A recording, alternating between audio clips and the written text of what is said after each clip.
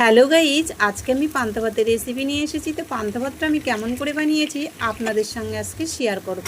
প্রথমে পেঁয়াজিটা ভালো করে লাল লাল করে ভেজে নিয়েছি। তার আগের দিন ভাতটাকে বানিয়ে রেখে দিয়েছি। ভাতটা গরম গরম অবস্থায় মাঠটা গেলে নিয়েছি, তারপরে গরম গরম অবস্থায় ঠান্ডা জল ঢেলে দিয়েছি। এই কারণে দিয়েছি ভাতটা হালকা হালকা টক টক লাগবে, খেতে খুবই দারুণ লাগবে।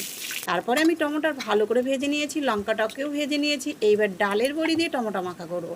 এবার ডালের বড়িটা ভালো করে লাল লাল করে ভেজে নিয়েছি। নেওয়ার পরে টমেটোটা ছিলকা ছাড়িয়ে নিয়েছি। নেওয়ার পরেই আমি পেঁয়াজ, লঙ্কা, ডালের বড়ি ভালো করে দিয়ে এবার টমেটোটা মাখা করব। সর্ষের তেল দিয়েছি, কাঁচা সর্ষের তেল অবশ্যই দেবেন। দেওয়ার পরে এইবার যে পান্তা ভাতটা আমি বানিয়েছিলাম, দেখুন কি সুন্দর লাগছে দেখতে পান্তা ভাতটা। পান্তা ভাতটা থালায় উঠিয়ে নিয়েছি। পেঁয়াজিগুলো দিয়ে দেবো, টমেটো মাখা দিয়ে দেবো, টমেটো মাখা দিয়ে দেবো। সাইডে একটা শুকনো ভাজা লঙ্কা দেবো, কাঁচা লঙ্কা দেবো, লেবু দেবো। লেবু দিয়ে মাখলে খুব সুন্দর টেস্টি লাগবে। এত দারুণ না খেতে, আপনারা এইভাবে বানিয়ে খাবেন।